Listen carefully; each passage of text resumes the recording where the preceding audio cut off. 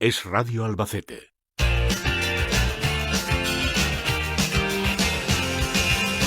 Y seguimos en esta mañana de viernes. Ahora le vamos a hablar de unos seguros muy interesantes y a la vez muy poco comunes. Sepan que cada vez son más las amenazas que sufren las personas con un patrimonio alto o que viajan a lugares peligrosos, entre otros motivos. Por eso hoy vamos a hablar de estos seguros que no solo son tan comunes como es el caso de tener una póliza de secuestro y extorsión. Para ello nos lo contará mucho mejor Ángel Ureña, técnico comercial de 2K. Muy buenos días, Ángel. Buenos días. Bueno, cuéntanos un poquito en qué consiste el seguro de secuestro y extorsión. Pues mira, aunque parezca hay un poco de, como siempre decimos en algunas ocasiones, de película exactamente, o alejado de la realidad, al final este tipo de situaciones pues ocurren más a menudo de lo que podemos pensar. Y bueno, y es importante pues estar preparado para un tema tan crítico y complejo. Al final, este seguro lo que hace es proteger tanto a la empresa como a los trabajadores que desplazamos a países que podemos considerar de alto riesgo o potencialmente peligrosos. Está orientado principalmente a las empresas, como digo, que realizan este tipo de actividad, que tienen que al fin y al cabo acaban desplazando a sus trabajadores a este tipo de países. En cuanto al perfil quizás que podemos decir de empresas, pues a lo mejor nos viene a la mente, o lo primero que se nos puede ocurrir es que son empresas multinacionales, o que son empresas que desplazan ejecutivos, un personal excesivamente cualificado. No es el caso. Cualquier empresa que al final acabe teniendo este tipo de negocio, que acabe mandando a sus trabajadores fuera, es susceptible de contratar este tipo de seguros. Bueno, Ángel, me hablas de empresas, pero incluso alguna persona que quiera irse de vacaciones a un lugar o a un país de estos que son extremadamente peligrosos puede sufrir un secuestro de este tipo y entonces no estará asegurado. Sí, exactamente. A nivel particular también se pueden contratar este tipo de pólizas. ¿Y qué clase de coberturas son las que ofrece un seguro de extorsión? Pues más allá del rescate en sí, que a lo mejor es lo primero que se nos viene a la cabeza, yo aquí destacaría el tema del asesoramiento, del servicio de profesionales especializados, de expertos en la materia, que hacen tanto un trabajo de prevención desde que quiero formalizar la póliza, como cuando ocurre, se produce el secuestro. Y aquí hablamos de un conocimiento en profundidad del lugar, del país en concreto. Hay que saber cómo moverse, a quién consultar, hay que hablamos muchas veces de personal con formación militar. Son auténticos expertos en la materia, y ese servicio global total desde el primer momento es el que proporciona este tipo de empresas, porque no olvidemos que cuando se producen este tipo de situaciones críticas, esto puede conllevar gastos de todo tipo, desde compra de material para tal, desde pago para informantes, no sé, tema médico, gastos de viaje, gastos de repatriación, o sea, todos los gastos que puede conllevar una situación de este tipo son muy complejos, y para eso están este tipo de pólizas. Bueno, imagino que desde E2K tenéis un ranking de esos países o cuáles son los más peligrosos. Sí, hay un ranking, diferentes tipos de rankings se elaboran todos los años. Al final, pues muchos de esos países se repiten. Ahora este año pues quizás podríamos meter a Ucrania por el tema de tal, claro. Pero por ejemplo en Oriente Medio pues siempre hablamos de Libia, de Afganistán, Yemen, Siria. Tendríamos en Sudamérica Venezuela, Colombia, México. Y en África, pues Somalia, Congo, la República Centroafricana, son países que están considerados pues potencialmente peligrosos o de alto riesgo. Fíjate, Ángel, que me hablabas de Ucrania y se me ha venido rápidamente a la mente pues todos esos reporteros, ¿no?, que se han trasladado hasta allí para poder cubrir las terribles noticias que se están dando en estos momentos. ¿Os han ocurrido algún caso a vosotros desde 2K?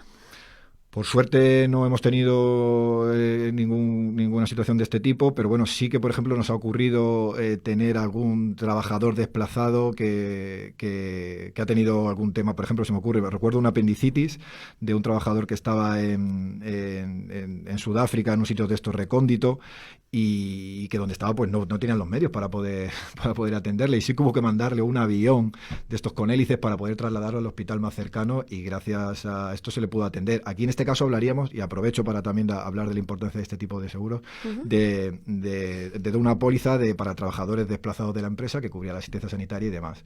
Y gracias a esto pues se le pudo atender, ya te digo, la circunstancia fue complicada porque un ataque de apendicitis, estaba en medio aquí de, como quien dice, de la nada, hubo que mandarle un avión, trasladarlo y tal. También de suma importancia, aquí hablamos del seguro de secuestro y extorsión, pero también para las empresas que tienen trabajadores desplazados, pues seguros de este tipo, de que cubren la asistencia sanitaria de estos mismos trabajadores. ¿Cuánto puede ser la inversión para una empresa de contratar un seguro de extorsión? Pues mira, aquí el abanico es muy amplio.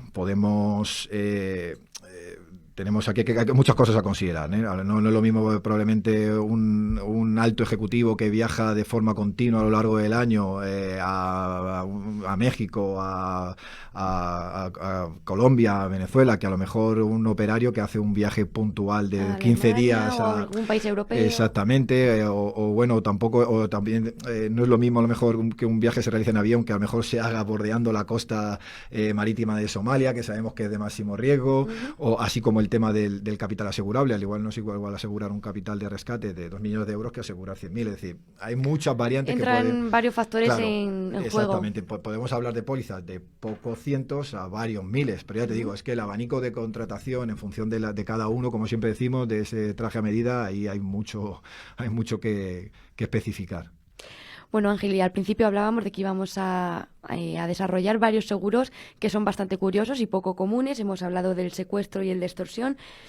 Este tema quería matizar, que no sé si, que por ejemplo, porque siempre hablamos y tal, lo que decía al principio, que lo vemos muy lejos, pero joder, por ejemplo aquí en Albacete, que no te lo he dicho antes, se me ocurre que aquí por ejemplo, tenemos muchas empresas, por no salirnos del ámbito local, que tienen trabajadores desplazados por ejemplo, aquí se me ocurre el tema de las energías renovables. Aquí tratamos mucho ese tema y hay muchísimas empresas que tienen en Sudamérica, en México, porque las tenemos nosotros aseguradas, ¿no? O sea, lo que quiero decir es que al final lo vemos un poco muy tal y no es tanto. Exactamente, lo decías al principio, ¿no? Claro, lo vemos como si fuera de película, pero al final, ejemplo, fíjate, una empresa a nivel local, de las energías renovables, hay muchas empresas que tienen negocios fuera y que tienen a sus trabajadores desplazados y, oye, pues son susceptibles de contratar este tipo de pólizas, por darle un poco más de cercanía y de cosas que nos ocurren aquí. Vamos, que pasa en nuestro día a día y fíjate en ciudades como desde Albacete. Los seguros de continuidad de negocio y fusión y adquisición, en este caso, si hablamos de empresas, ¿qué nos pueden contar de estos seguros de continuidad de negocio y de fusión y adquisición? Sí, este tipo de seguros iban dirigidos a pequeñas y medianas empresas y eran para empresas en las que había varios socios y propietarios. Aquí podemos poner un ejemplo más claro, hablamos por ejemplo de una empresa, imaginemos, en la que está formada por 3 socios, 3 propietarios, en las que parte del accionariado se reparte de forma igualitaria, que todos a ellos al mismo tanto por ciento, y que a lo mejor, por poner un ejemplo, cada uno lleva un área de negocio, que esto también es muy habitual. A lo mejor uno se encarga de la zona de la parte comercial, otro lleva la parte de administración y otro lleva la parte de informática. Pues imaginémonos que uno de ellos, pues por desgracia, sufre una incapacidad o sufre un fallecimiento. ¿En qué situación queda la empresa, ¿no? ¿Qué va a ocurrir ahora? ¿Cómo vamos a reestructurar la empresa? Al igual los otros 2 socios tienen intención de comprar la parte que ha quedado huérfana, por decirlo de alguna manera, pero no disponen en ese momento de ese dinero o de la forma de instrumentarlo. ¿Qué va a ocurrir? ¿Cómo tal? O sea, la situación de incertidumbre que se plantea, pues muchas veces puede llegar a acabar por llevar al cierre de la empresa. Entonces, este seguro de continuidad de negocio lo que hace es que a través del seguro de fallecimiento y de invalidez, pues proporciona los medios para que el resto de los socios pueda continuar pues adquiriendo la parte que ha quedado huérfana, como te decía antes, y reanudar la marcha de la empresa con lo antes posible, con la mayor normalidad. También incluso los procedimientos o los procesos para poder buscar a una persona que desarrolle esa parte de negocio que estaba haciendo el socio que por circunstancias ya no puede hacerlo. A lo mejor, como te decía, se trata de un socio que lleva la parte de informática, es una parte clave en el desarrollo de la empresa. Hemos perdido esa parte de negocio, pues necesitamos ponerla en marcha cuanto antes. Por todo ese procedimiento, ¿no? Ese proceso de volver a poner en marcha gastos de selección de personal o tal, pues también podrían estar contemplados en este tipo de seguros. Y bueno, me imagino que el coste de estos seguros será muy alto. Depende un poco aquí pues eso, del capital a asegurar, del tipo de la sociedad. Aquí, como te decía antes, también entran muchas variantes en juego. Aquí aventurarse a decir una cantidad también es atrevido, ¿no? Pero bueno, ya te digo, va a depender un poco de las circunstancias. Bueno, y también sobre todo de lo que nosotros queramos asegurarnos, porque Claro, a lo mejor no lo vemos caro, depende de lo que queramos asegurar. Claro, quizás el coste más elevado es en el seguro que te voy a contar a continuación, que es el de fusión-adquisición, en la que sí que son operaciones un poco más tal, que si quieres ¿Y en qué consiste? Sí, cuéntame en qué consiste ese seguro. El que decía de fusión, adquisición de empresas, esto al final lo que estamos haciendo aquí es transferir al mercado asegurador, todos los riesgos que conlleva una operación de este tipo, de compra-venta de empresas y de fusión o de adquisición, como lo queramos decir. Aquí lo que se garantiza de alguna manera, como te decía, es blindar ese procedimiento para que los contratos se cumplan según lo acordado previamente. Estas son pólizas complejas. Se suele contratar o dirigir a bufetes especializados, a actuarios que participan en la elaboración de los contratos, los revisan y que al final lo que acaban haciendo es dándole garantías a ambas partes, tanto a la empresa que compra como a la empresa que vende, ¿no? Son pólizas que se pueden formalizar o se pueden contratar la empresa que compra, la empresa que vende o ambas a la vez. Y al fin y al cabo lo que te estaba diciendo, pues por un lado a la empresa compradora le da la tranquilidad y la garantía de que en el caso de que ocurra algo va a haber una compañía aseguradora que va a responder, y a esto a la empresa vendedora también le beneficia en que va a poder recibir una oferta económica mayor, puesto que el que compra tiene una mayor seguridad. Por decirlo de alguna manera, todos salen beneficiados, la operación queda blindada, queda respaldada.